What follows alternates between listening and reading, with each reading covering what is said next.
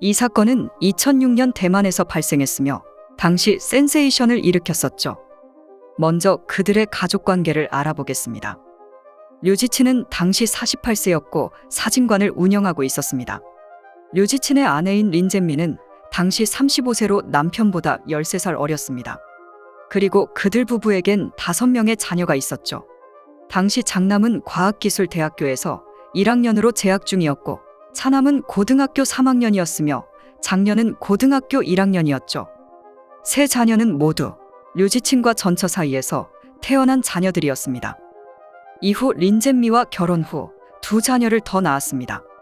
차녀는 중학교 1학년이었고 막내 아들은 초등학교 4학년에 재학 중이었습니다. 2006년 9월 8일 화롄시 지안양 지역에서 신고가 접수됐고 그 신고 내용은 한 주택에서 악취가 난다는 내용이었습니다. 경찰은 그 집으로 출동했고 노크를 했지만 아무런 응답이 없었습니다. 결국 강제로 문을 개방한 후 그 집으로 들어가게 됩니다. 경찰이 안으로 들어가자 모든 문과 창문은 잠겨 있었습니다.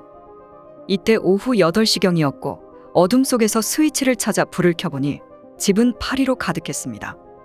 이어 경찰은 악취를 따라 3층으로 올라갔고 조심스레 3층 욕실 문을 열게 됩니다.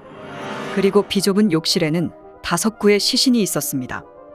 범인은 악취가 걱정됐는지 화장실 환풍구와 문틈을 테이프로 겹겹이 붙여놓은 상태였습니다. 1층 뒷문 아래쪽 문틈도 수건으로 막아놓은 상태였습니다. 분명 범인은 여러 가지 조치를 취했지만 결국 냄새가 새어나와 이웃들에게 의심을 산 것이었죠. 조사 결과 시신들은 모두 류지친의 자녀들로 밝혀졌습니다. 5 자녀들 모두 옷차림은 단정했고 손과 발은 모두 철사와 테이프로 결박된 상태였습니다. 그리고 이불로 덮여 있었습니다. 경찰이 집안을 수색하던 중 2개의 메모를 발견하게 됩니다. 하나는 A4 용지였고 용지에는 아이들이 위급하니 경찰에 신고해달라는 내용이었습니다. 이 A4 용지는 둘둘 말아 현관문 틈에 꽂혀 있었습니다.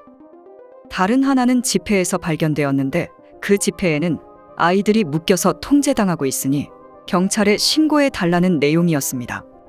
그 지폐는 거실 재떨이 밑에 눌려 있었습니다.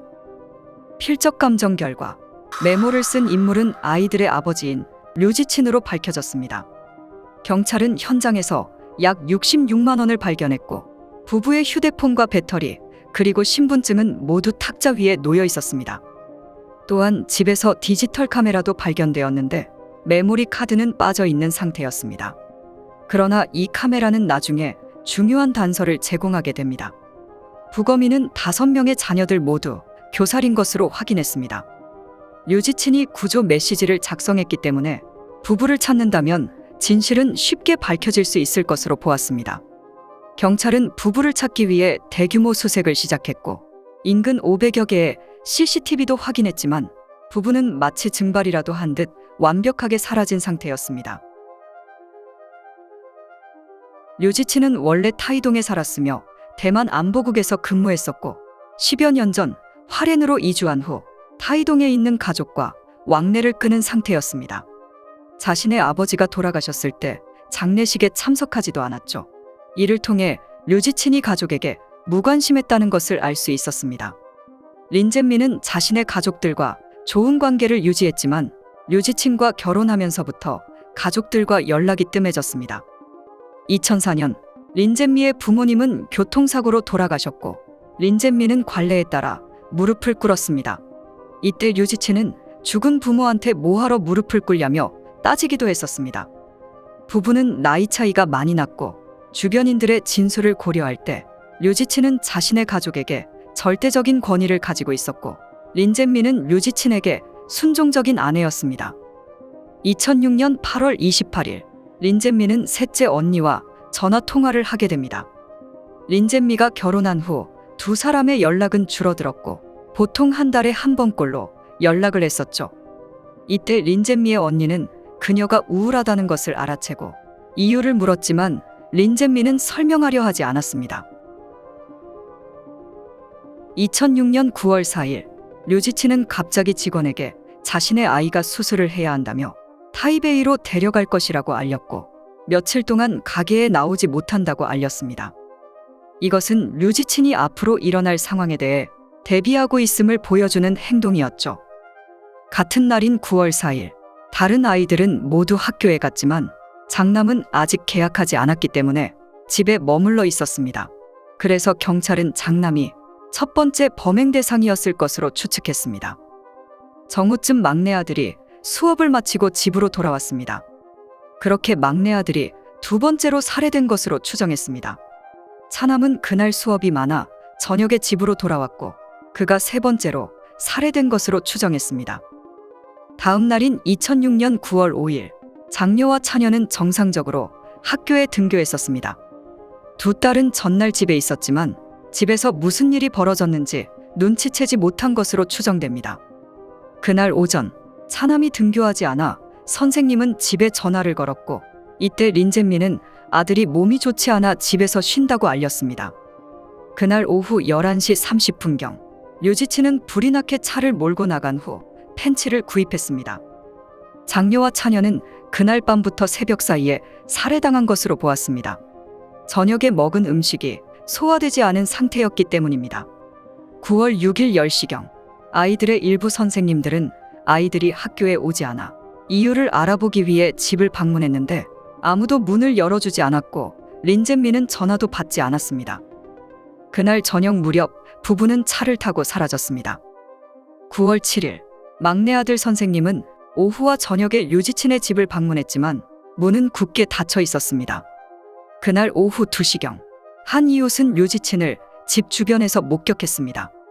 아마도 류지친이 집에 가서 무언가를 확인하거나 가져간 것으로 보입니다.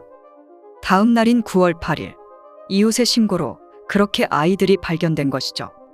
9월 11일 아침 지안 기차역에서 주변을 둘러보고 있는 류지친이 목격되었습니다. 류지친의 차량 역시 지안 기차역에 주차되어 있었습니다. 이것은 부부가 기차를 타고 어디론가 떠났다는 것을 암시했습니다. 10월 16일 류지친과 유사한 남자가 슈퍼에서 고량주를 구입한 모습이 포착되었습니다. 그는 계산할 때 약 10초 동안 벽을 응시했고 그 벽에는 이 사건에 관한 기사가 붙어 있었죠. 부부가 범인이라고 가리키는 증거는 많이 남아 있었습니다. 사건 직전 류지치는 자녀들을 위해 개설한 계좌에서 약 2천만 원에 달하는 예금 전액을 인출했습니다. 이 금액은 부부가 도피 비용을 충당하기에 충분했습니다. 법의학자는 아이들을 결박한 테이프에서 섬유를 채취했고 집에 남아있던 흰 장갑과 테이프에 남은 섬유는 일치했습니다. 그리고 그 장갑에서 부부의 DNA가 발견되었죠. 또한 테이프에는 지문도 남아 있었는데 대조 결과 류지친의 지문으로 드러났습니다. 그리고 린젠미가 슈퍼마켓에서 범행 도구를 구입한 모습이 CCTV에 포착되었습니다. 현장에는 3개의 담배꽁초가 남아 있었습니다. DNA 분석 결과 그 담배꽁초는 류지친의 친구의 것으로 밝혀졌습니다. 그는 9월 1일 류지친의 집으로 놀러 갔었습니다.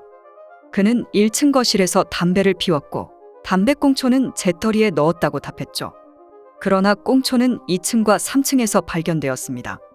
경찰은 류지친이 수사 방향에 혼선을 주기 위해 도움을 요청하는 쪽지를 작성한 것으로 보았고 친구의 담배꽁초를 일부러 2층과 3층에 버린 것으로 추정했습니다.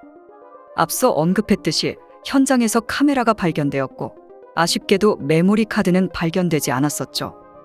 그런데 2010년 경찰은 보다 고도화된 기술을 통해 여러 장의 사진을 복구했다며 발표를 하게 됩니다. 그중 한 장의 사진 속에는 흰 장갑을 착용한 남성이 소녀의 손을 묶고 있었습니다. 그 소녀의 얼굴은 보이지 않았지만 체육복을 입고 있었기 때문에 장녀로 추정했습니다. 남성의 얼굴 또한 보이지 않았지만 류지친으로 추정했고 사진을 찍은 사람은 린젠미로 추정했습니다. 2006년 11월 14일 그렇게 부부는 수배범이 되었지만 9년이 지나도록 부부는 모습을 감췄습니다. 9년 후인 2015년 6월 10일 사냥꾼이 산비탈에 쥐덫을 설치한 뒤 빽빽한 덤불에서 백골 두구를 발견하게 됩니다. 경찰이 도착했고 남성과 여성은 3m 정도 떨어져 있었습니다. 현장에서 발견된 금태 안경은 류지친이 실종 당시 착용했던 것과 거의 동일했죠. 두 사람은 여름옷을 착용하고 있었고 사건 발생 시기인 9월 초와 맞아떨어졌습니다. 남성의 골격은 약 175cm였고 여성의 골격은 약 155cm였습니다. 이는 류지친과 린젠미의 키와 정확히 일치했죠. 현장에서 농약이 발견되었는데 공교롭게도 사건이 발생한 해인 2006년 생산된 농약이었습니다. 5일 후 DNA 결과가 나왔고 그들은 류지친과 린젠미로 확인되었습니다.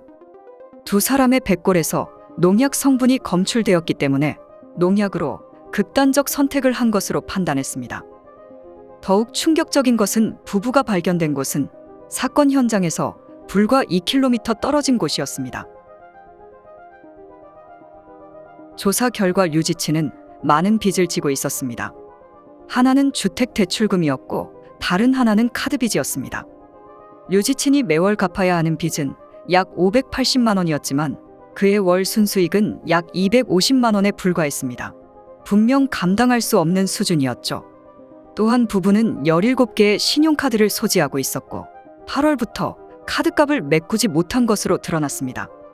또한 장남이 대학에 입학하면서 부부의 경제적 상황은 더욱 악화된 것으로 분석됩니다. 보통 이러한 경우라면 자녀들과 함께 생을 마감하는 것이 대부분이지만 왜 그들 부부는 자녀들을 살해한 후 도주를 선택한 것일까요? 부부도 세상을 떠났기 때문에 이제 진실은 알 수 없게 되었습니다.